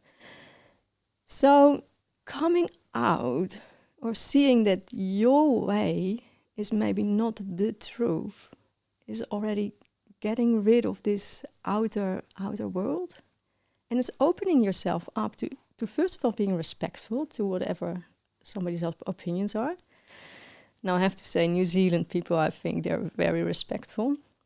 we Dutchies are just like, oh no, I don't agree with you. No, you see that wrong. Like, I think a New Zealander would never say like, oh no, you see that wrong. No, what you're saying is just bullshit or whatever. Like, but Dutchies can say those things. Like, really, my mom often will say like, nah, that's not true. And you think like, well, this is my truth. This is how I see it. So it might say a bit more about my culture, but it's a good way of coming away from what your truth is. And when you do that, you can as well come to a place of like the feelings that I have and the way how I relate to the world. Is that the truth? Is that true? Can I not? Am I talking negatively often, or seeing the things negative in the sense of like, oh, that always happens to me. I'm always kind of if that work. I'm always having an asshole of an employee because we always need to work, and it's never good enough. And they use a lot of like bullying, kind of. In the Netherlands, the company would be just dismissed basically. But anyway, so here the employees can be pretty rough, I would say. The bosses can be pretty rough. So if you can see or say to yourself like, hey, this is my normal world where I live in, but do I want to keep living in this normal? That is your first step, to step out, to say to yourself like, no, I'm going to, maybe they're not there, or maybe I don't believe yet that there's a better work environment. But I'm going to believe that I'm working with really nice colleagues and a really nice employee that's giving like just more time off or whatever. Because you need to create, you can create like your reality, your like a new reality. But if you keep thinking and looking and repeating your old habits, this is the life which you will always have. And this is not really my information. Like, I'm not sure, Leo, you might have heard of Joe Dispenza. Joe Dispenza. It sounds familiar. What is it? Can you tell me? Yeah? He is this pretty famous guy doing a lot of big events around the world where he's giving the people the vision that they create their own life with their thoughts. So I think one of his most common sentences is like, if thoughts are making you sick, which is already a big concept to tell, but if he's explaining that very well, if thoughts are doing this, then thoughts can make you better as well. So what are you thinking? Are you thinking small? Are you thinking average? Like, oh yeah, I have just a car, that's fine. Or are you going to step out and have different thoughts? Are you thinking like, oh yeah, it's just the husband that I'm having? Or are you saying like, no, I'm going to have the best relationship there is, because I want a harmonious, loving, truthful, respectful relationship. And I can tell you, Alko and I really needed to work on that, especially on the sailing boat, because we were fighting a lot. Every time he said like, no. And even recently I said to him like, no, I'm not going back into those insecurities. I'm just not doing it. If you want to go back there because you have your wounds or the buttons that I'm pressing and you want to treat me that way, I'm just stepping out. I made this kind of upgraded level in myself to say, I'm going to create a different life now. Good point. In a relationship, though, it doesn't have to be a romantic one. It can be any relationship that you have with someone next to you. Sometimes I feel like we gotta say something because the person that you're dealing with is not aware of it. And then you have to call their attention to something. But we're not prepared enough to start a conversation. So it kind of already starts in a discussion kind of way. So I guess it's also the exercise of how you're going to bring something up that it's massive, right? Because in our minds, we have an idea. Oh, I'm going to, I'll keep it cool. I'll keep it cool. And then as soon as it comes out, hey, it starts with a hey, and you're like, oh damn, started wrong already. Damn, I thought so much about this. I've been brewing it for weeks. Absolutely. And I started wrong, right? Oh, it's so. Because the person doesn't know. They might not actually know. You know, it's very rare that someone is doing bad on purpose if it's for the good of something, and if it's a relationship, you're going for the best for both of you. So how you start that, it can really impact the whole thing. Well, I think what I've learned for myself, the most important lesson was not lingering and postponing to start a conversation, because then it was this whole build up. So really learning it, like as soon as I'm not agreeing or something that I think I need to speak up my truth, like I don't have to, it doesn't have to be about everything, because my God, choose your battles. And with a child you really learn, like in the sense of, most partners probably have different philosophies about raising their children, so it will definitely come up. So choose your battles. But yeah, don't postpone. If you feel, tell it, because if you don't, well, in my case, it becomes so big that builds up. It builds up. Yeah, and then for me, it starts to become a thing of like, is it me the problem?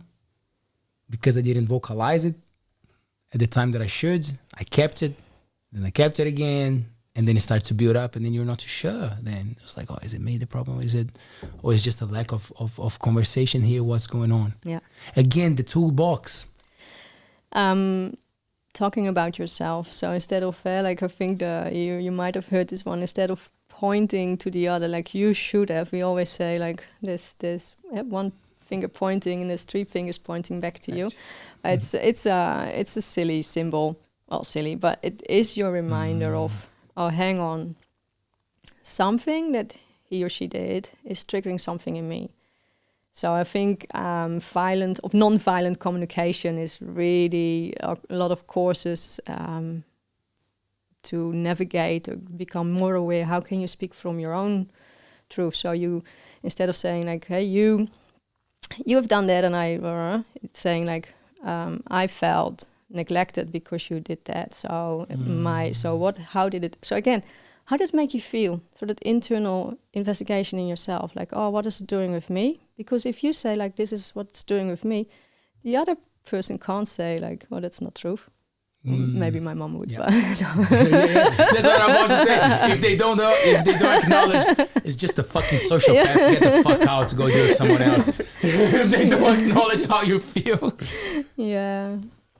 But it's the exercise of you gotta try, you gotta work on it. Yeah. It's easy to project. Yeah. It's easy to. Yeah, and the relationship is just, I think, continuous work. So yeah.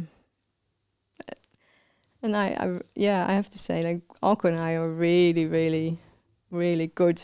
But like, gosh, we have gone through deep lows, like really till the like fights on the boats, like horrible. Yeah.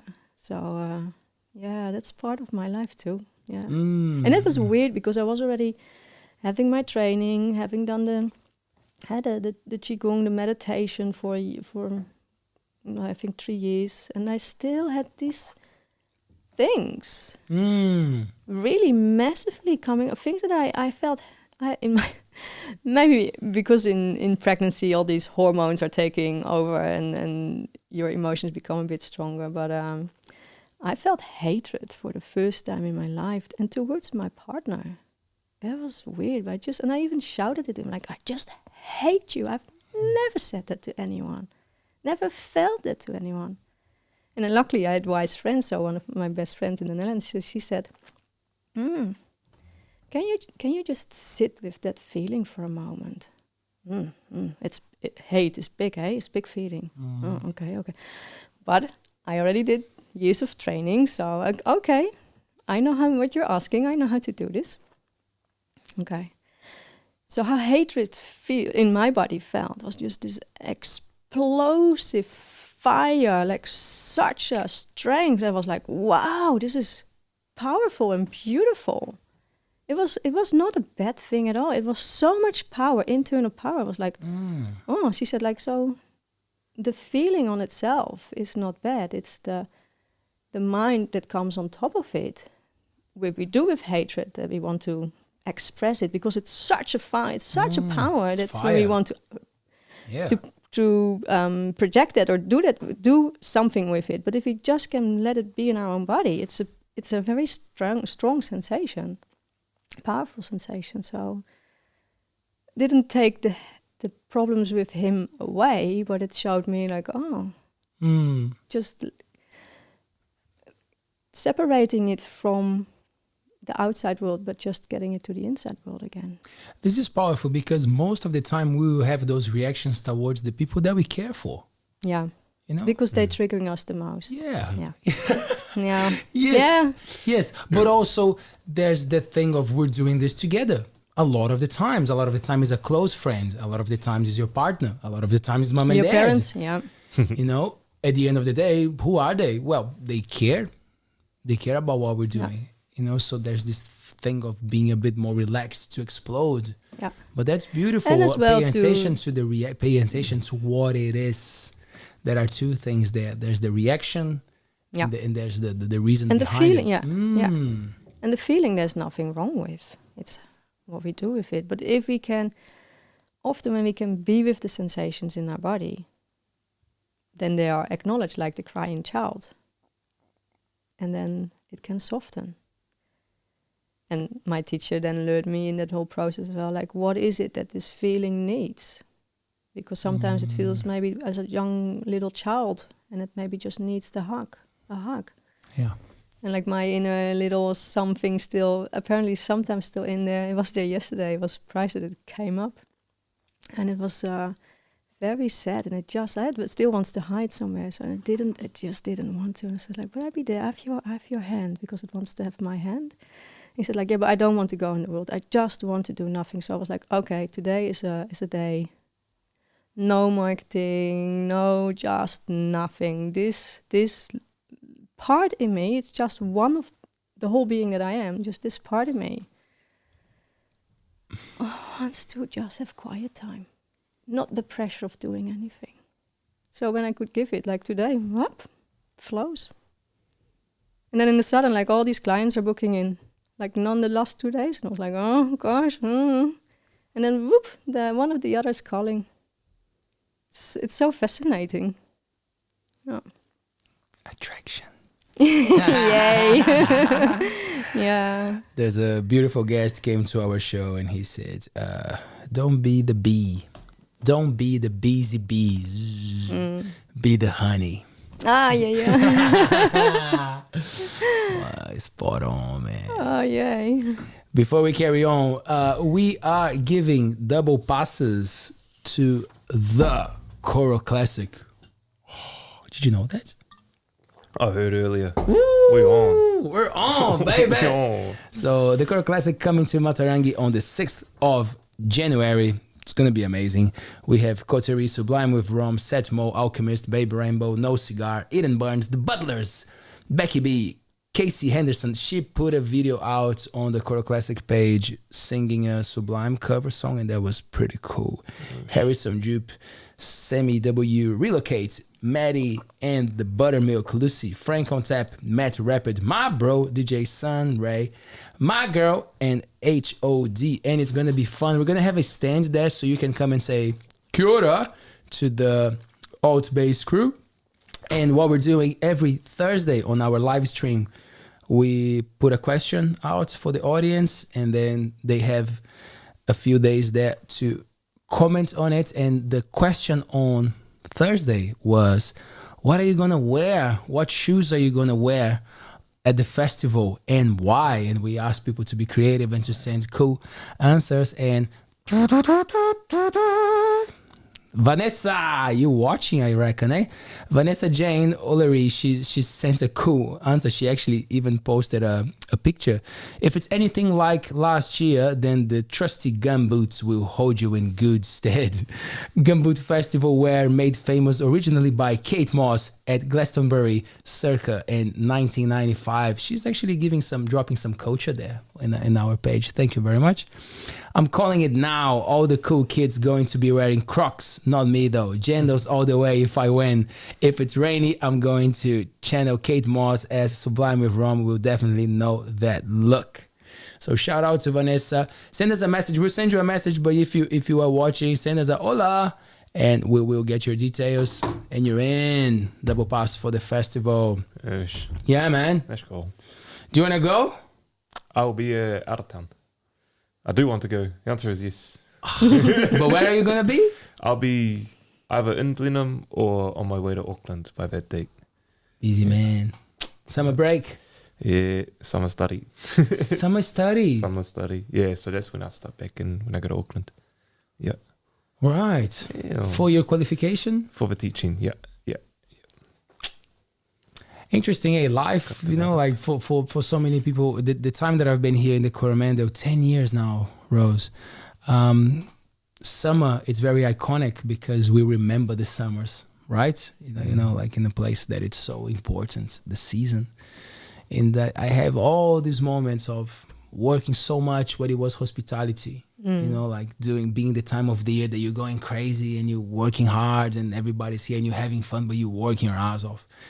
And then just doing this school and having that beautiful thing of like, yeah, summer break, no school for 6 weeks, you know, and I could really enjoy summer. And now this madness of a bunch of things that we're doing that it feels like, it just feels hot. You know, it's like it's not summer or not, like we're just doing so many cool things. So I really like to look back and understand, you know, like, so that's cool what you're saying, you know, like people are like, yeah, summer, and you're like, nah, man, I'm studying. Grind set. Yeah. We are. It's football season coming up. We got nationals in March. It's training. Also, it's not training in December. We train in January. We eat in December. Yes. Grind set. Grind set. Grind set. Yeah. Wow, yeah. So how is your summer looking, Rose? What's happening? We decided to be here. We go always with Christmas to family in Hamilton. But I be on the wellness market with the cranio work because I thought like, you take it to the markets as well. Yeah, so that's interesting. Yeah, so every year in the town hall in Whitianga there's a wellness market. It's from the 28th of December till the 7th of January, I think. Yeah. And I'm not sure who's there this year, but it will be, I think there's the I hope at least that there's the crystal, jewelry, stone people because they have really beautiful things. Wow, cool. But there will be, I think there's the Reiki and a lot of mediums and channeling and so I will do maybe a few massages if people really wanting to have a massage, but I will focus on the cranial work because I want to get that out there. People don't know what it is. I don't blame them. But so I have information what it is. How long does it take a session? Is it like, can it be as long as? No, an hour. That's an hour. Yeah. So it's just like you're close on the table. I start just with a little intake, like is there something that you're coming specifically for, if it's an injury or something that's just in your life at this moment that's wanting to have attention. But as well, a lot of people with stress or anxieties, really, because we work on that calming of the nervous system, so it's so helpful. So I'll be on the market. Yes. Yeah. Shout out. Yeah. So give us a little bit more information. Just before you do that, sorry. So Claire Betty Rice also watching the show. Awesome korero. Thank you very much. And Bridget Van Zaal. I hope I'm saying it right, Bridget. Hey, Rosemary. Welcome from another Dutchie in New Zealand. So there you go. Yeah, Van Zaal, I think. Van Zaal? Yeah, I'm not sure. V-A-N Z-A-A-L. Z-double. The last one at the bottom. Oh, Van Zaal. Or Zaal. Van Zaal. Which means hall. Oh, yeah. There you go, Bridget. Kia ora. Thank you. Yeah, it's pumping. There's a lot of people watching us, which is amazing. Thank you very much. It's growing. Show is growing. The show is growing, guys. That's good, eh? We had 2 clips on TikTok recently that passed 1 million views, which is pretty cool. And crazy, one of them hit 1 million. Next morning, 1.5 in the evening, to me, like same clip. You know how those things, like when it starts to multiply, viral, it just goes crazy. Yeah. So first time that we hit 1 million views, boom, 2 clips simultaneously, which was pretty cool. Almost 30,000 followers on TikTok, 22,000 on Facebook, Taylor, something like that. 22. How can 22,000 people listen to this guy that cannot even speak the words right? Thank you very much. Thanks for the guests, of course. 22,000 on Facebook, 4,000 almost on Instagram, 3,000 on YouTube. They're all growing. It's pretty cool to see how things are happening. Yeah, people are interested. People want to come and have a chat. And I think we have to say, but Leo, you are doing just a really good job. Oh, like thank you. you. Bring such a vibe. Like you just got this. So thank you. Yeah. And it's a team, right? We need a boss over there doing absolutely. Making things work. Shot Taylor. It's a whole community thing, Rose, as you know, as you noticed from us, you know, like without the community wouldn't work. Like this thing of having a table that is always changing, bringing the guests back, you know, inviting them. And it's our house. This is something that a lot of the people who watch doesn't know, but not the house is like, oh, come to the garage, you know, like it is our home. Even when it was in the studio in town, it is part of our house. That's something that we bring with us from Brazil, and that's why we appreciate Maori culture so much, because every time that you connect, for us at least, with Maori people, there's this thing of like, yeah, come, you know, like the kai, the energy, you know. And I'm not saying that Pakeha people won't. It's a Kiwi thing, but I know that it's a cultural thing for Maori as well, that it's very similar to us.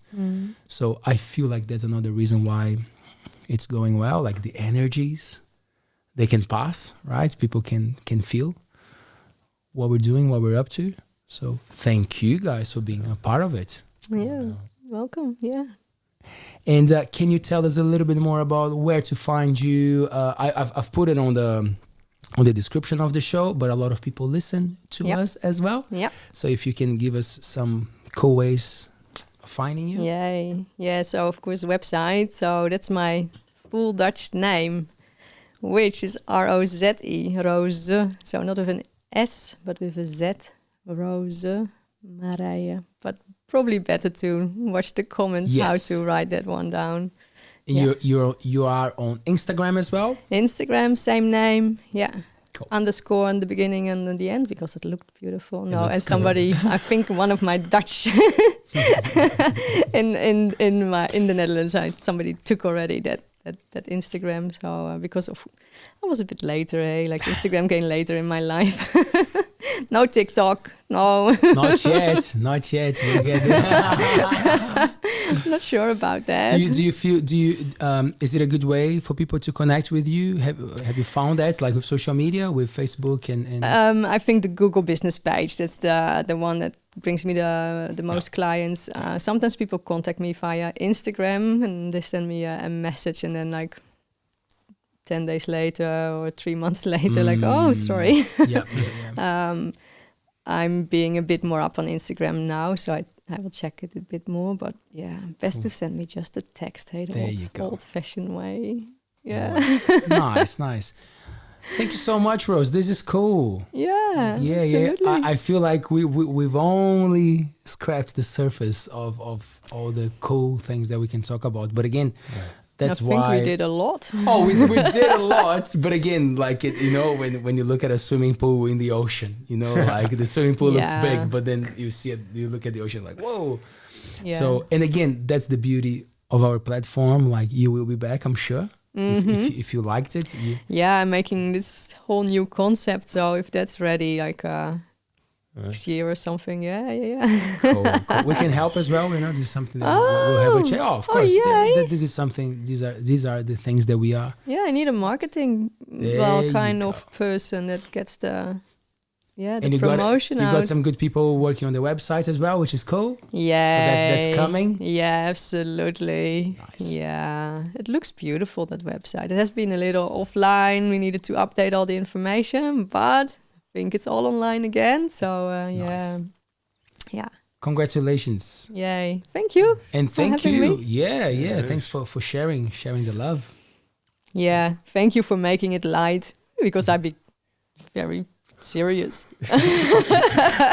What? Licking the feet of the client? I had to. Logan, my bro. Yo, I learned heaps. Thank you. I feel like I just sat there and went, oh, true. But it's a cool thing with Maori people. If I have Maori people for massage or for cranial, but especially for massage, if I place my hands, it's just different, hey? They are there. They are maybe that embodiment. It's just a different vibration in the room. Yeah, it's really cool. I never say it to the Maori people. If they come, I'm always happy, because I like, oh yeah, I dive into your...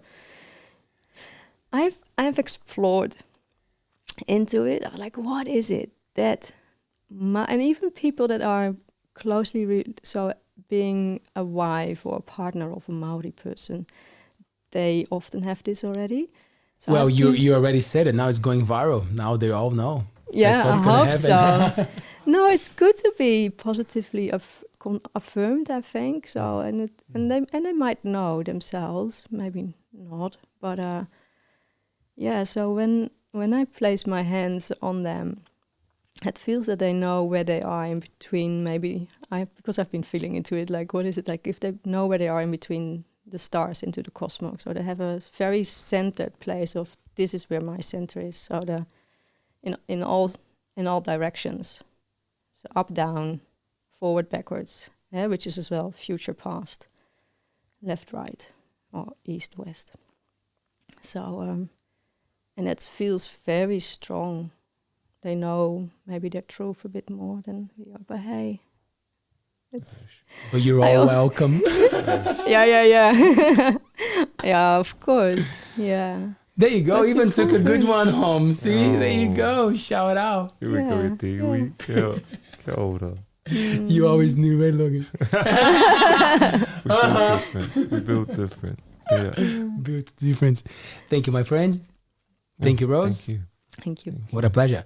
And for you watching us at home, we're back on Thursday with Dana Hurricane, top tattoo artist from the UK, spending some time in Aotearoa. So she's coming to the show because we're the shit. We know that. And if you want to know more about what's happening in the beautiful Coromandel community, the Flock Media Group that puts Altbays together also facilitates the community project Corominds. People from the community get together, they send us pieces. We support local artists. We've been doing it for 12 months. So yay, anniversary of Corominds. Yeah, coming up. 12 months, wow. Yeah, pretty solid. Always featuring a different local artist on the cover. We're going to have the honor to have Mr. Michael Smither on our edition 12 that is coming out on Friday. So yeah, you can always access the content online, corominds.nz. It also has an audio version because accessibility matters and some people are busy, so they have to listen to the magazine and it's fine. But the printed version, it's amazing, and you will find it in all the cafes and cool establishments around the Coromandel. Thanks so much, team. We'll be back on Thursday, 7 p.m. live on Facebook and YouTube. Make sure to hit the like button on all the pages and share the love. And yeah, that's us. Kakite. Peace.